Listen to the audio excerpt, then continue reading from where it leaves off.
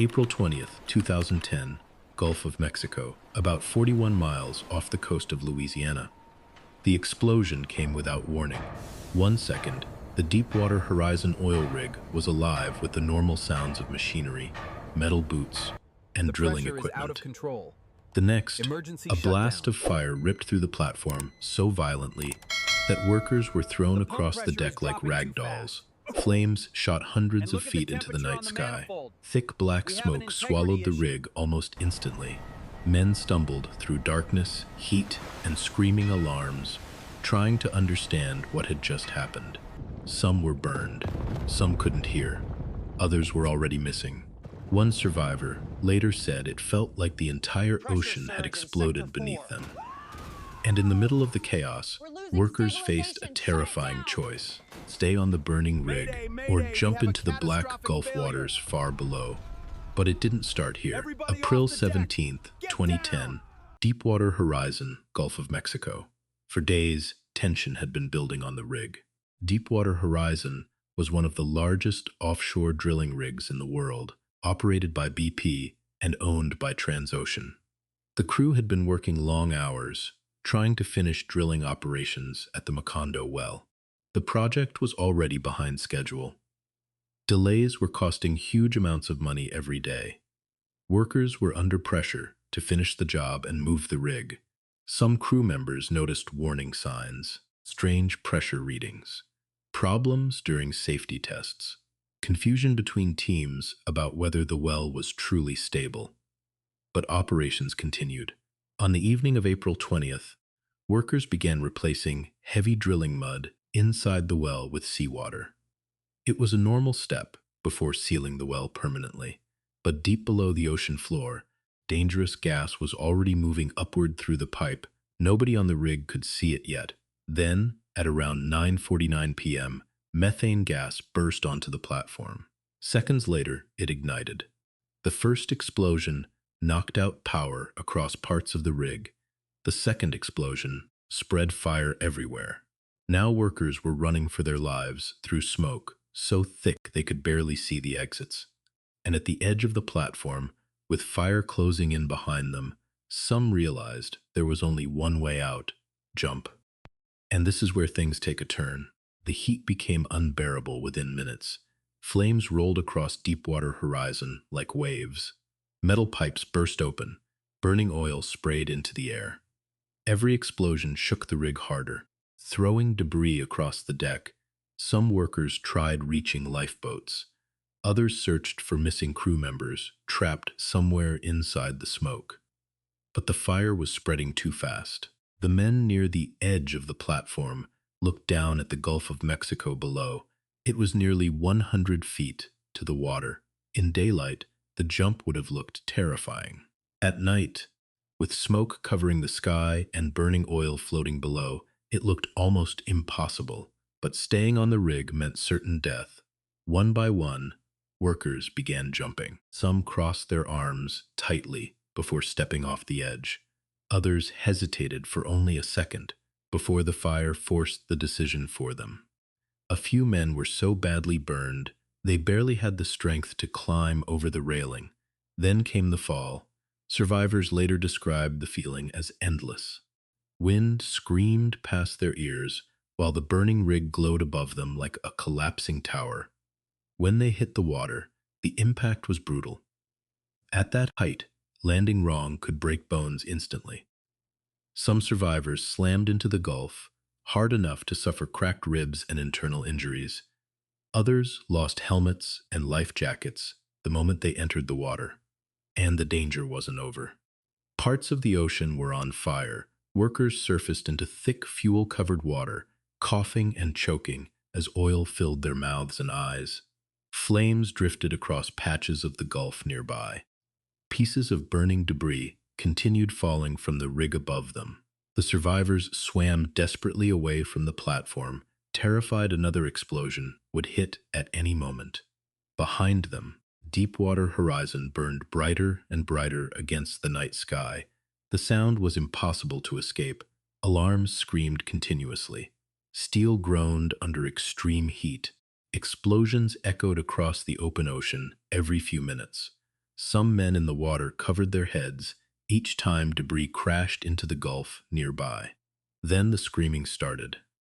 Workers floating in darkness began calling out names of friends and coworkers. Some voices answered back through the smoke. Others disappeared completely. Nobody knew who had survived the blast. Some men clung to floating debris to save energy. Others tried keeping injured coworkers awake as exhaustion slowly spread through the group. Salt water mixed with fuel burned their skin and eyes. Many had swallowed oil during the jump. Time also began feeling strange in the water. Minutes stretched endlessly beneath the burning rig, and slowly, fear turned into a horrifying realization. Rescue might not arrive soon enough, but what they witnessed next would become one of the darkest moments of the entire disaster. The survivors drifted farther into the Gulf as Deepwater Horizon continued burning behind them. From the water, the rig no longer looked like a workplace. It looked like a giant floating furnace. Flames shot high into the sky, while thick black smoke rolled across the ocean like a storm cloud. The heat could still be felt even from hundreds of feet away. Every few minutes, another explosion thundered through the night. Massive pieces of metal crashed into the gulf around the survivors, sending water spraying into the air. Some workers ducked underwater each time they heard the sound of steel tearing apart above them. Nobody knew if the entire rig would collapse.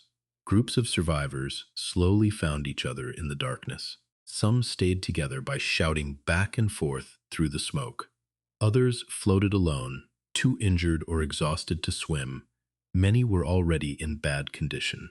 Some had burns across their arms and faces. Others were bleeding from cuts caused by shattered metal and debris during the explosion. A few had likely broken bones from the jump into the ocean, but the water itself was becoming another enemy. Oil spread across the surface around them. Thick fuel-coated life jackets, skin, and mouths. Survivors coughed constantly as fumes filled the air. Salt water, mixed with oil, burned their eyes so badly that some could barely keep them open.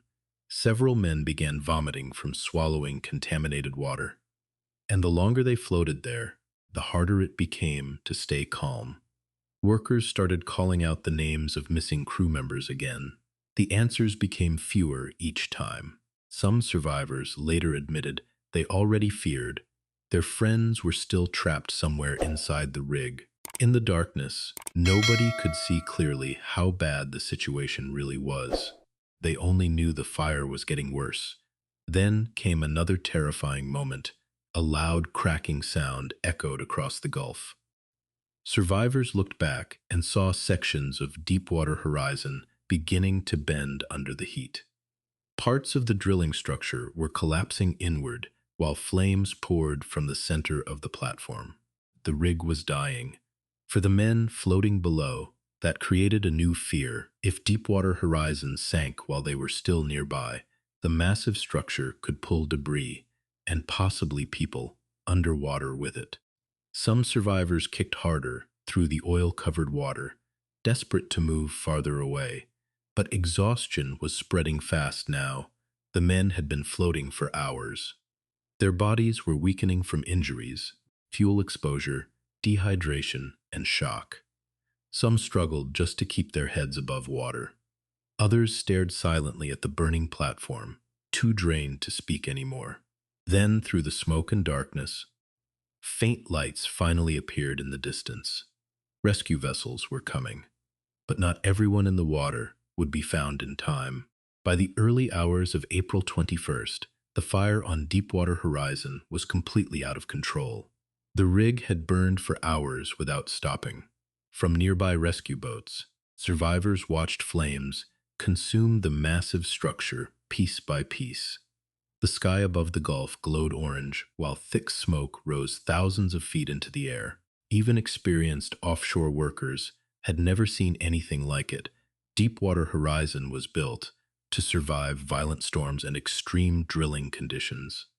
But now, the heat from the explosions was destroying the rig from the inside out. Steel beams began twisting under the pressure.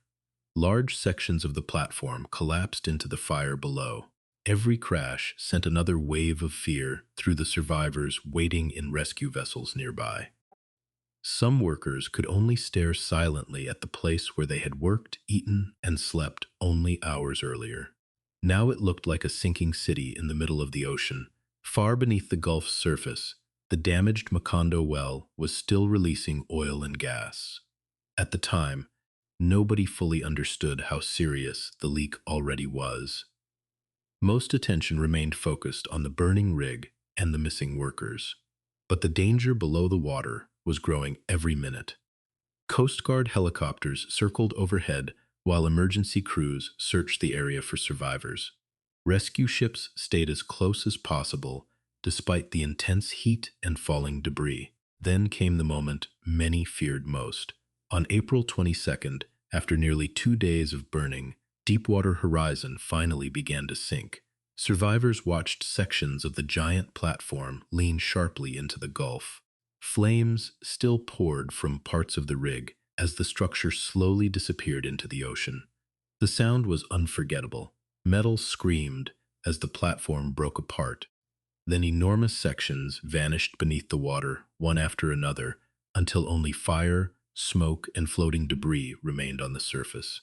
For some survivors, the sinking felt almost unreal. Only days earlier, the rig had been full of life. Workers joked during meals, ran equipment checks, and counted down the days until returning home. Now 11 men were missing, and Deepwater Horizon itself was gone. But even after the rig disappeared beneath the Gulf, the disaster was far from over. Oil continued rising from the damaged well deep underwater. Rescue crews still searched for missing workers. Families back on shore were still waiting for answers. And among the survivors, exhaustion was finally beginning to overpower adrenaline. Some men broke down emotionally once they reached safety. Others remained completely silent, replaying the explosions again and again in their minds. But somewhere beyond the smoke-covered Gulf, more rescue teams were still racing toward the disaster zone. And this is where hope finally begins to appear. As Deepwater Horizon burned through the night, rescue operations pushed deeper into the disaster zone. Coast Guard helicopters thundered above the Gulf, while nearby ships moved carefully through smoke, debris, and burning oil searching for survivors. The danger was still extreme. Explosions continued erupting from the remains of the rig, and nobody knew if more fuel lines would ignite. But crews kept moving forward anyway. One by one, survivors were pulled from the water. Some could barely climb aboard rescue vessels because of exhaustion and injuries. Others collapsed the moment they reached safety. Many were soaked in oil from head to toe. Their eyes were red from fuel exposure and smoke. Some had burns across their hands, arms, and faces. A few survivors kept asking the same question immediately after being rescued. Did everyone get out? Nobody had an answer yet. Inside rescue boats, medics worked nonstop.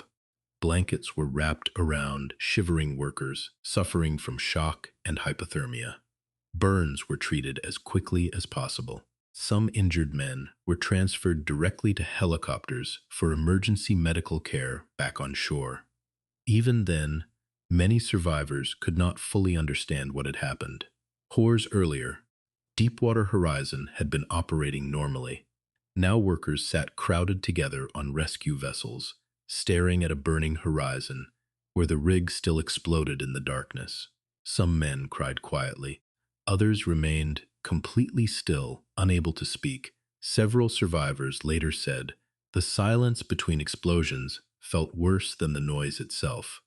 Every pause left them wondering who was still missing out there. As rescue crews counted survivors, confusion spread quickly. Numbers didn't match. Some workers had escaped on lifeboats. Others were picked up by nearby ships. Communication systems had failed during the explosions, making it difficult to track exactly who survived. But slowly, a terrible truth began to emerge. Not everyone had made it off the rig. 11 workers were still unaccounted for. Meech teams continued scanning the Gulf through smoke and darkness. hoping someone had survived somewhere in the water. Helicopters swept across the ocean using powerful lights, while ships searched through floating wreckage. But as the hours passed, hope started fading. Meanwhile, survivors arriving back on land faced another difficult moment. Contacting their families, many relatives had already seen news reports about the explosion. Some families spent hours waiting for confirmation that loved ones were alive. For survivors, those phone calls became emotional breaking points after the shock of the disaster finally began wearing off. But while families searched for answers on shore, investigators were beginning to uncover something even more disturbing. The explosion may have been preventable. And this is where the story takes another devastating turn. In the days after the explosion, the search for the missing 11 workers continued across the Gulf of Mexico. Coast Guard aircraft flew repeated patterns over the water. Ships searched through smoke, debris, and oil-covered waves, hoping to find any sign of life. But with every passing hour, the chances grew smaller.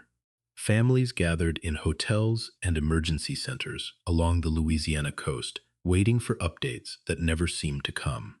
Some stared silently at televisions, replaying the burning rig over and over again.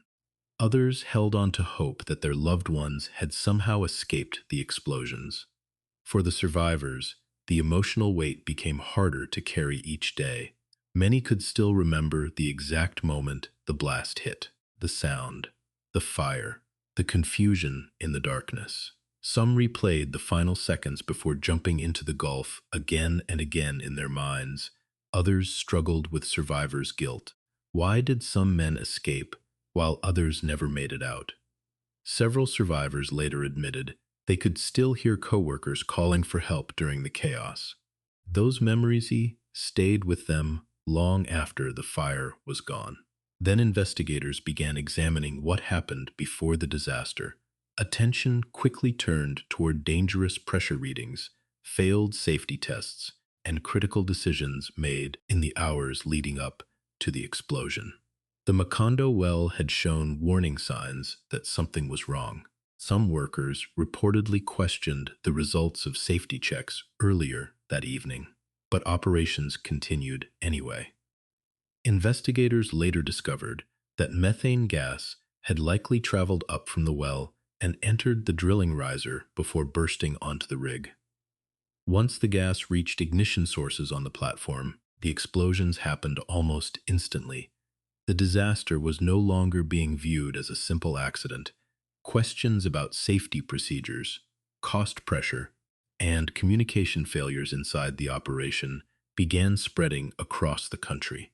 Public anger grew as more details emerged about missed warning signs before the blowout. Then came the confirmation families feared most. The 11 missing workers were presumed dead.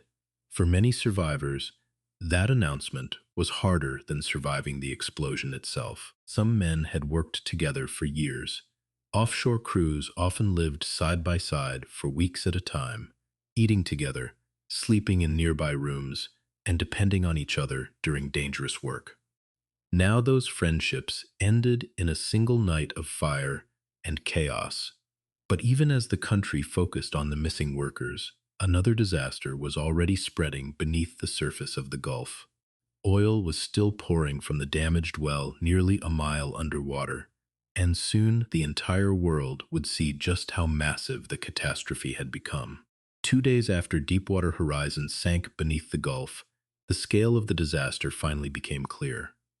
Oil was still pouring from the damaged Macondo, well deep underwater. At first, nobody knew exactly how much crude oil was escaping into the Gulf of Mexico, but as dark slick spread across the ocean's surface, it became obvious this was far more than a normal offshore accident. The leak would not stop. Far below the surface, damaged pipes and failed safety systems made the well almost impossible to control. Engineers from BP and emergency response teams rushed to find a solution, but every attempt carried huge risks. The pressure coming from the well was enormous. Meanwhile, oil continued spreading across the Gulf day after day. Aircraft flying overhead captured massive black stains stretching across open water. Thick crude oil drifted toward coastlines in Louisiana, Mississippi, Alabama, and Florida. Beaches, marshes, and fishing areas faced growing contamination. Wildlife suffered quickly. Pelicans, sea turtles, and dolphins were found covered in oil. Fishing communities worried their livelihoods might collapse completely if the spill continued.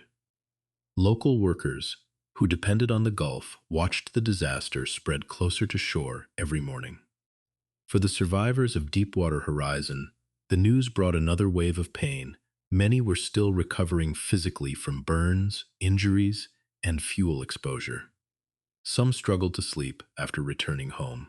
Loud sounds triggered memories of explosions. Others avoided watching television because the images of the burning rig brought everything back instantly.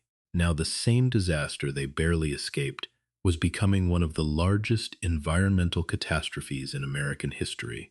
The well continued leaking for months before engineers finally managed to seal it. By then, millions of barrels of oil had entered the Gulf.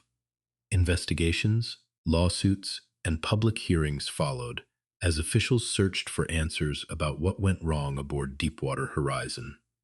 But for the men who floated beneath that burning rig in April 2010, the disaster was never just about oil. It was about survival. It was about the friends they lost in the fire. And it was about the terrifying night when the middle of the Gulf of Mexico turned into a floating nightmare of smoke, explosions, and black water. But even years later, the memories still refused to fade. Years after the Deepwater Horizon disaster, many survivors still carried the night of April 20th, 2010 with them every single day. Some remembered the explosions first. Others remembered the jump. The feeling of standing at the edge of a burning oil rig, knowing the black Gulf waters below were the only to stay alive. For many survivors, the physical injuries healed faster than the memories. Burns faded, cuts closed, broken bones recovered. But the emotional scars remained much longer. Several workers later spoke about nightmares, anxiety, and the guilt of surviving, while 11 co-workers never returned home. Loud noises sometimes brought back the sound of exploding machinery.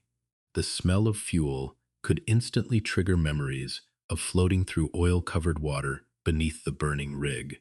The disaster also changed offshore drilling forever. Investigations uncovered major failures involving well safety, communication problems, pressure testing confusion, and critical decisions made under intense financial pressure. Multiple reports later concluded that a chain of mistakes, not a single event, led to the catastrophe aboard Deepwater Horizon. In the years that followed, new safety rules and offshore drilling reforms were introduced across the industry. But for many families, those changes came too late. 11 men lost their lives that night. Their names became permanently tied to one of the deadliest offshore disasters in modern history. Families, co-workers, and survivors continued honoring their memory long after the fire disappeared from the Gulf horizon. And even now, Deepwater Horizon remains more than just an environmental disaster. It remains a survival story. A story about workers trapped in the middle of the ocean with nowhere to run. A story about impossible decisions made in seconds. A story about men floating for hours beneath a burning rig, while explosions lit up the night around them. Some survivors later admitted they still think about the silence that came after leaving the water. The moment they finally realized they were alive, because only hours earlier, many believed they would never see home again. And far out in the Gulf of Mexico, where Deepwater Horizon once stood, the ocean eventually grew calm once more. But the memories of that night never truly sank with the rig.